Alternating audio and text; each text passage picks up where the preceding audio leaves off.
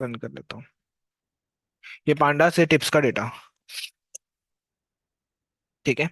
अब आपको पहले तो वन हॉट कोडिंग या डमी वेरिएबल्स के थ्रू करना है, तो आपको पता है कि इस पे लगाऊंगा जो कैटेगरीज होंगी। कैटेगरी क्या होती है, यही होती है ना कैटेगरीज, मेल फीमेल, यस और नो, डे और नाइट। ठीक है, ये तो नहीं होगा टिप्स कैटेगरी में, थोड़ी ना आएगा। डिनर है कि नहीं है, ठीक है, ये भी नहीं आएगा 2 और 3 आपका कैटेगरी में। तो पांडास कहता है हमारे पास भी है, आपको इंपोर्ट करने की जरूरत ही नहीं साइकिल रन से। ठीक है, काम सेम करके देता है डीएफ जी। ये ट्रू फॉल्स में दे देगा आपको, डेटा टाइप इंट लिखने से इंट में कन्वर्ट हो जाएगा। ठीक है, ये देखो।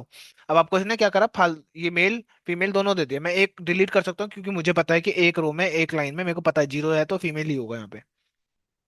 फिर उस केस में क्या लिखोगे, ड्रॉप फर्स्ट रो। पांडा के थ्रू कर रहा हूँ, गेट डमीज नाम की चीज है। ठीक है,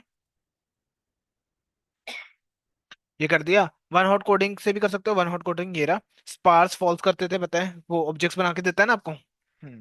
तो वो दिक्कत देता था थोड़ा सा। तो उसके चक्कर में हमें क्या लिखना पड़ा, स्पार्स आउटपुट लिखना बेसिकली यहाँ पे। One hot coding. ठीक है, जिस पे लगाना था अपने एक साथ ही दे दिया। यहाँ पर ये क्या करेगा, बस एरेज में स्टोर कर देता है ये चीजों को। ठीक है, फिर आपको क्या करना पड़ेगा, वो आपको डेटा फ्रेम खुद से बनाना पड़ेगा, जो अभी देखा था थोड़ी देर पहले हमने बनाया था डेटा फ्रेम, वैसे ही यहाँ पर भी दोबारा से बनाना पड़ेगा आपको, तब जाके क्रिएट करके देगा डेटा फ्रेम। 0 1 में कन्वर्ट कर दिया इसने। ठीक है।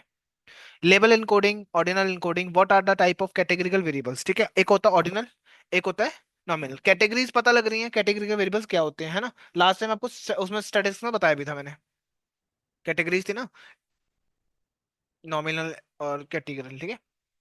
ऑर्डिनल जो रेटिंग वाला होगा, नॉमिनल जिसके कोई भी आप ग्रीन ब्लू इसको अरेंज ही नहीं कर सकते। लेबल इनकोडिंग को आप क्या कर सकते हो, अप्लाई ऑन। लेबल इनकोडिंग होगा ordinal and nominal categorical variables. ठीक है। या फिर उस पे करोगे जो प्रिडिक्शन वाला कॉलम है। देखो, प्री प्रोसेसिंग है, लेबल इनकोडर इंस्टॉल करा आपने, इंपोर्ट करा, अब लेबल इनकोडर है नोट कोड, ये देखा और आ गया आपके पास। ये मेरे पास डेटा था ट्रेंड का। ठीक है, डिस्प्ले मैक्स, ये तो पता है आपको, ये डेटा आ गया कुछ हमारे पास बहुत सारा। ठीक है, रन कर देता हूँ, रन कर देता हूँ। अब मैंने क्या देखा, किचन क्वालिटी क्या है, यूनिक, देखिए 4 चीजें हैं, good, T A E x F है। ठीक है। अब मैंने क्या करा इसमें, किचन क्वालिटी बिल्डिंग टाइप निकाल लिया यहाँ से दो। किचन क्वालिटी और बिल्डिंग टाइप DF2 के अंदर रखा हुआ। ठीक है, मैंने क्यों रखा है बता देता हूँ। कहाँ गया बिल्डिंग टाइप,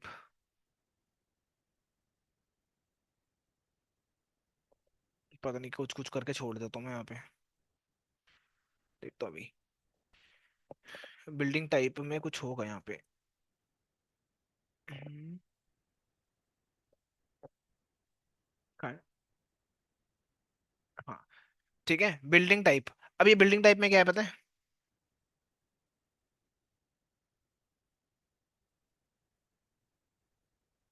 ऐसे लिख सकता हूँ ना मैं, याद होगा अगर, बिल्डिंग टाइप डॉट यूनिक देखते हैं इसकी। अब देखो ज्यादा यूनिक्स नहीं है यहाँ पे। ठीक है, देखो, F1 है, F2M है, डुप्लेक्स है, ये उनके नाम दे रखे हैं कि क्या है, टू इन जो भी शेयरिंग वेट जो भी आ गया, ये 4 चीजें हैं हमारे पास। ठीक है, इनमें भी ऑर्डिनल कोडिंग करनी है, ट्रांसफॉर्म वो करना है, और इसमें भी करना है। ठीक है, लेवल इनकोडर तैयार करा है यहाँ पे मैंने, और इसको मैंने रन करा, लेवल इनकोडर। ठीक है, बिल्डिंग टाइप पे लगाया तो 0 0 में आ जाएगा, आपको पता है। फिर आपको क्या करना पड़ेगा, मैं एक नया कॉलम बना रहा हूँ जिसका नाम है बिल्डिंग टाइप एनकोडिंग। डिलीट नहीं कर रहा, नया ही बना लूंगा। ठीक है। हाँ, रन कर लेते हैं। ये आ गया हमारे पास, और DF2 देखोगे अब अगर, DF2 के अंदर 2 कॉलम निकाले थे ना मैंने, बिल्डिंग ये और ये, दोनों को क्लीन करके दिखा रहा हूँ मैं आपको। तो ये वाला कर दिया, देखो, FM की जगह पे क्या रखा, जीरो बनाया उसने। ठीक है, ऐसे करते जाओगे ना स्क्रॉल, FM2 को बनाया इसने 1 रखा है, इसने खुद से 1 बनाया। ठीक है, इससे मैं पढ़ पा रहा हूँ कि समझ पा रहा हूँ कि किसको क्या दिया है इसने। डुप- एक नया कॉलम बना लो ना, हाँ, बाद में डिलीट कर देना, एक नया कॉलम बना दो जिससे आपको आइडिया, जो कल याद है मुंबई दिल्ली के चक्कर में कंफ्यूज हो रहे थे, तब यहाँ पर काम कर सकते थे। ठीक है, तो लेबल इनकोडिंग करके आपको यहाँ पर पता लग गया, इसको कितना दिया है, 4 ही दिया है, तो हमेशा जहां भी ये दिखेगा तो उधर 4 ही मिलेगा आपको। ठीक है, जैसे ये देखो, समझ आ गया, डुप्लेक्स को ये दे रखा है, बिल्डिंग का टाइप क्या है। ठीक है, अब मैं बिल्ड इसको दिखा देता हूँ बिल्डिंग टाइप। अब देखो, FM 120 है, ये आ गया, ये आ गया, ये आ गया। ठीक है, किचन क्वालिटी देखो, टीए इतना है, गुड इतना है, EX इतना है, FA ये रहा। ठीक है, याद है इम्बैलेंस डेटा बताया था कभी मैंने, बताया था।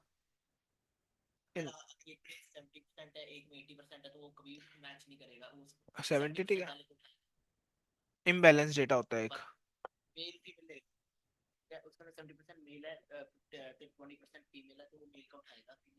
मतलब इम्बैलेंस डेटा क्या होता है, आपके मॉडल उस चीज पे ज्यादा सीखेगा जो चीज आपने ज्यादा दे दी, है ना, कि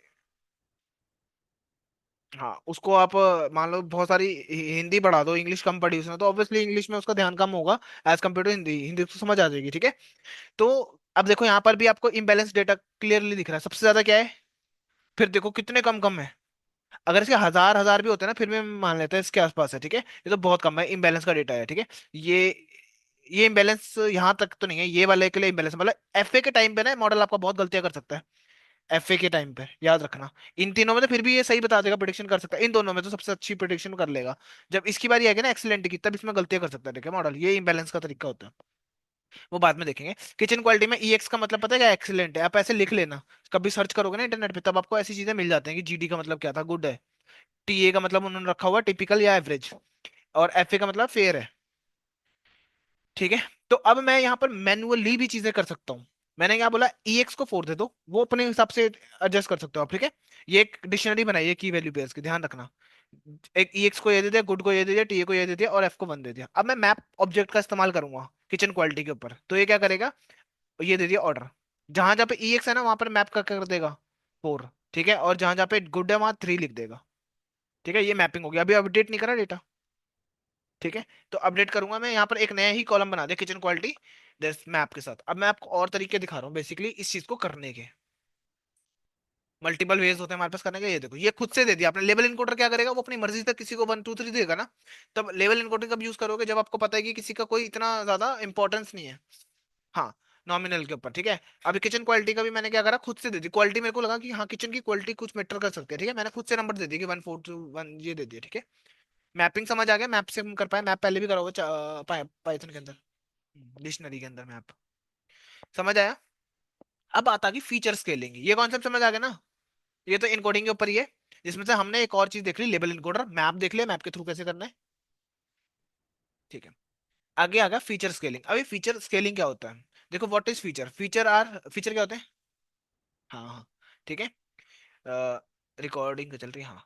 features are represent as a column where each column corresponding to the specific attribute या कैरेक्टरिस्टिक्स हो सकता है, ठीक है। For example, in a data set of a housing price, ठीक है, हाउसिंग प्राइस में क्या फीचर्स क्या होंगे, number of bedrooms, square feet फुटे हो गया, ठीक है, लोकेशन हो सकते हैं, एज हो गया ऑफ अ हाउस, एक्सेट्रा, ये सारे क्या फीचर्स ही हैं ऑब्वियसली, चारों के चारों, ठीक है। हाँ हाँ, चार। Each of these feature provide information, हर एक क्या इन्फॉर्मेशन दे रहा है, this is relevant to the prediction या फिर अंडरस्टैंडिंग द टारगेट फीचर, हमें टारगेट भी समझना होता है, which is typically the value we want to predict या एक्सप्लेन, ठीक है। Feature can be different type, अब बैठ जाओ, अभी आ जाएंगे, अभी भी गए मेरे सामने, यही घूम यही घूमेगा, यही घूम रहे थे मेरे सामने तो, आराम से, इसलिए बोला मैं कहा कहीं यही ना बैठे हो।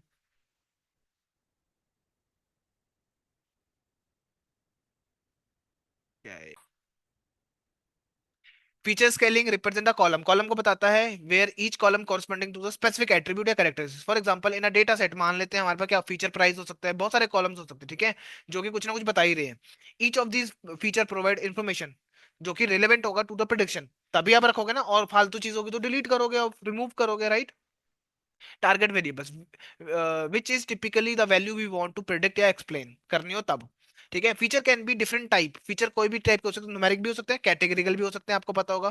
फीचर कैटेगरी कंटिन्यूस भी हो सकते हैं, डिस्क्रीट भी हो सकते हैं। कंटिन्यूस कौन से होते हैं, हाँ डिस्क्रीट न्यूमेरिकल वैल्यूज, ठीक है, सच एज एज किस में आएगी, इंट में, डिस्क्रीट में, ठीक है। टेम्परेचर कंटिन्यूस में रहेगा, ठीक है। प्राइस कंटिन्यूस रह सकता है। कैटेगरिकल फीचर्स की बात करें, on the other hand represent the quantity या क्वालिटी बताता है, कैटेगरिकल, राइट। लेबल्स हो सकते हैं सच एज कलर टाइप, या फिर कैटेगरी हो सकती है कोई।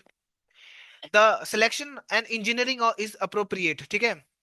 Feature play a critical role in machine learning, good features can capture relevant patterns, ठीक है, याद रखना गुड फीचर्स आपके रिलेवेंट पैटर्न्स को रखते हैं। And relationship in a data set, ठीक है, while relevant reduction features, 4 number.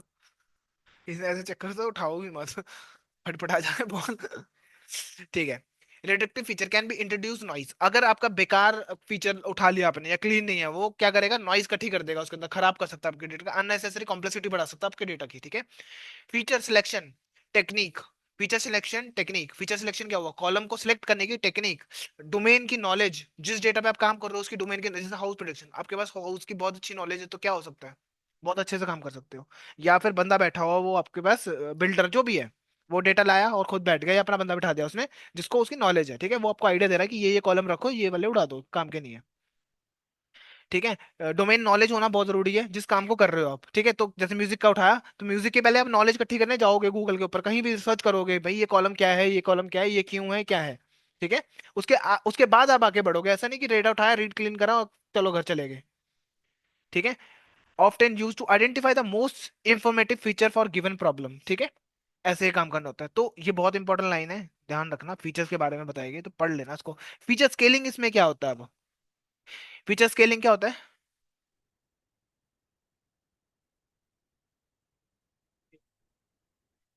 क्यों करते हैं,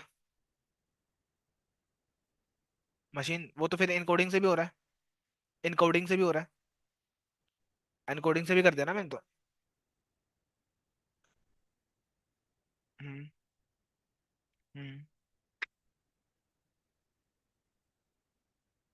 बैलेंस करने के लिए यूज करते हैं।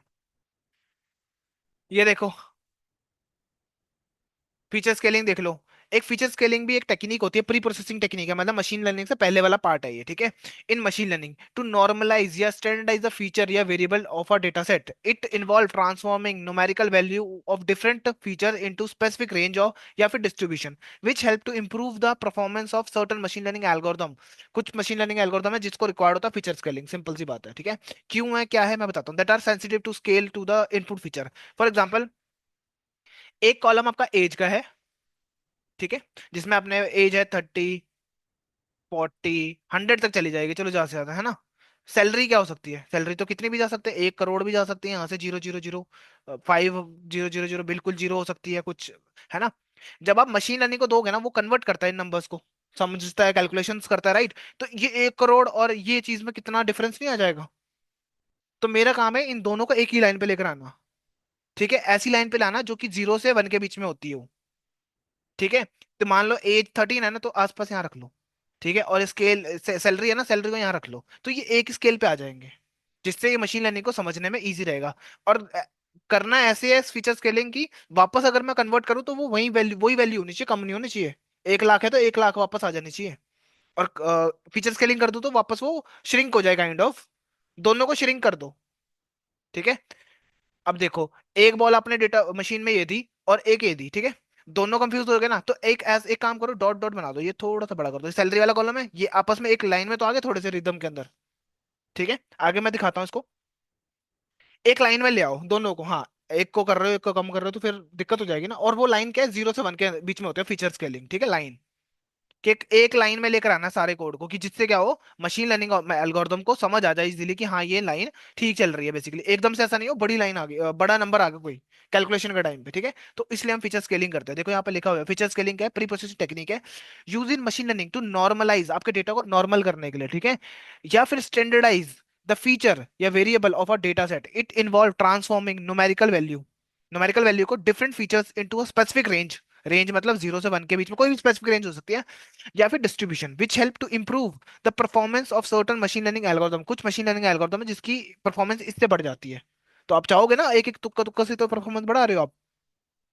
That sensitive to scale the input features, ठीक है। What is the this is the last step to involve in data pre processing before ML, ठीक है, modelling technique, it also called data normalisation भी बोलते हैं इसको। वी अप्लाई फीचर, अब यहाँ पर बस थ्योरेटिकल है, ज्यादा वो नहीं है, पर समझ आ जाएगा आपको, ठीक है। क्या कहा, we apply feature scaling on independent variables, independent variables कौन से होंगे, जो किसी पे डिपेंड नहीं करेंगे, ठीक है। जैसे कि एज और सैलरी डिपेंड करती है, हाँ करती है वैसे तो, कि जिसकी ज्यादा एज होती है ऑब्वियसली वो ज्यादा कमा रहा होता है, इन जनरल, इन जनरल बोल रहा हूँ मैं, ठीक है। वी फिट फीचर स्केलिंग, ठीक है, with train data transform on train और टेस्ट, ठीक है, आप फिर दोनों पे ट्रेन कर लेते हो बेसिकली। वाई फीचर स्केलिंग, ठीक है, scale of raw feature is different according to the units, according to the units मतलब मान लो मैंने एक मशीन को दिया, 1 के, एक मिनट को, 100, ठीक है। मशीन को नंबर समझ आते हैं ना। मैंने 100 दिया, और यहाँ पे दिया क्या बोलते, 1 किलोमीटर, ये 1 किलोमीटर है, के एम। देखो एक मिनट को, 100 मीटर्स और 1 किलोमीटर, सबसे बड़ा कौन सा हुआ? 1 किलोमीटर। हम इंसान को तो पता लग रहा है ना, मशीन को क्या दिखेगा, ये 100 और 1, तो सबसे बड़ा क्या मानेगा, इसको मानेगा ना। तो वो समझ जाएगा हाँ यही सबसे बड़ा है। ठीक है। इसको उड़ाना नहीं है, इसको स्केल पे लेकर आना है ऐसी, कि ये दोनों एक जैसे दिखने लग जाएं, फिर ये कंपेयर कर पाए इजीली इसको और इसको। ठीक है, इसी को बोलते हैं फीचर इन स्केलिंग। जैसे देखो, इफ हाइट, ठीक है, machine learning algorithm can't understand the feature, units को समझ नहीं पाते, वो किलोमीटर और मीटर को नहीं समझ पाएंगे, वो नंबर्स को समझ पाते हैं। ठीक है, understand only numbers. Machine learning का ये एक चीज होती है। इफ हाइट क्या है, 140 सेंटीमीटर है ना, और आपने बोला 8.2, ठीक है, इसको मशीन क्या बोलेगी, 1 पॉइंट ज्यादा बड़ा है। ठीक है, स्टिल ये बराबर भी हो सकते हैं, बराबर ही होते हैं मेरे ख्याल से। ठीक है, क्या बताइए दोनों बराबर हो। ठीक है, तो 140 को ज्यादा मान लेगा सेंटीमीटर में, और ये फीट में बता रहा है, 8 फीट, 8 फीट ज्यादा होगा, वो कैलकुलेट कर लेना। ठीक है, स्टिल ये गड़बड़ रहेगा। ठीक है, where which M L algorithm required feature scaling, अब याद रखना कौन कौन से एल्गोरिथम आपके फीचर स्केलिंग का रिक्वायर्ड होता है, जहां पर आपको लगाना पड़ेगा, K N N, K means, S V M, P C M, और लीनियर डिस्क्रीट एनालाइट। ठीक है, इनमें आप फीचर स्केलिंग लगानी ही पड़ेगी, उस नहीं तो आपका हिल सकता है पूरा का पूरा प्रिडिक्शन। ठीक है, अब ये किस लिए, हाँ, ये जो होते हैं ना algorithm, calculate distance, distance base पे काम करते हैं, कि कौन कितनी दूर पड़ा है उसके बेस पे काम करते हैं। ठीक है, इस कोड को मत करो, भूल जाओ। ठीक है, डी का फॉर्मूला, डिस्टेंस निकालने का फॉर्मूला होता है, मैथ में भी यही मिलेगा आपको, डिस्टेंस निकालने का formula, x2 - x1 y2 - y1। ठीक है, अभी अब समझ में नहीं आने क्या है, ये वैल्यू दे रखी है, उसको सॉल्व कर रखा बस लगा के। ठीक है, एक होता है ग्रेडियंट बेस्ड एल्गोरिथम, इनमें यूज होता है आपका लीनियर रिग्रेशन, लॉजिस्टिक और न्यूरल नेटवर्क्स इनके अंदर। ठीक है, न्यूरल नेटवर्क आपका एआई के अंदर आता है, तो यहाँ पे यूज होगा या फिर वहां पर यूज होगा। ठीक है, अब कभी भी कोई पूछ लेना फीचर स्केलिंग कौन सा एल्गोरिथम में रिक्वायर्ड है, तो आपको पता होना चाहिए किस में रिक्वायर्ड है, किस में नहीं है वो भी पता होना चाहिए। ठीक है, वो तो चलो यहाँ नहीं लिखा हुआ मैंने, वो तुम्हारा भी टास्क हो सकता है ना। Booth formula can't consider units, दोनों क्या है आपके, यूनिट्स को देखते ही नहीं है। ठीक है, ये फॉर्मूला लगा रखा है ग्रेडियंट डिसेंट का, ये सम बाद में समझेंगे अच्छे से। Tree based algorithm not required feature scaling, ठीक है, जैसे कि decision tree algorithm, random forest या एक्जीबूस्ट है ना, इनको रिक्वायर्ड ही नहीं होता फीचर स्केलिंग। ठीक है, ये उस पे चलते ही नहीं, डिस्टेंस पे चलते ही नहीं है ये। नहीं नहीं नहीं, वो अलग चीज है, उस पे ही है, मतलब बेस्ड तो उसी पे ही है, ये एल्गोरिथम है। ठीक है, अब टाइप ऑफ फीचर स्केलिंग कौन कौन सी होती है, min max, standard, max absolute, robust, ठीक है, क्वांटाइल ट्रांसफॉर्मेशन, ठीक है, पावर ट्रांसफॉर्म, बहुत सारी है, दुनिया भर की है, कोई मुंह उठा के बना देता कल को। ठीक है, मैं भी बना दूंगा कल को, मेरा मन करेगा तो। ठीक है, वो डिपेंड करता है कि आप यूज किसको कर रहे हो, ज्यादातर स्टैंडर्ड स्केलर ही यूज होता है, बाकी रिक्वायर्ड टू डेटा। ठीक है, ये हमारा कैटेगरिकल वाला खत्म हो गया अब यहाँ पे। ठीक है, अब ईडीए में यहाँ पर पार्ट पहुंच जाएंगे। चलो बाकी की बातें हो तो, फीचर स्केलिंग समझ आ गया ना, डेफिनेशन पढ़ लेना, चाहे रट लेना, चाहे समझ लेना। ठीक है, क्यों करनी है इंपॉर्टेंट ये पता होना चाहिए कि भाई एमएल को समझ नहीं आएगा इसके बीच में, यूनिट समझ ही नहीं आता उसको, किलोमीटर और 1 के बीच में उसको डिफरेंस ही नहीं समझ आएगा। ठीक है, बहुत है आज।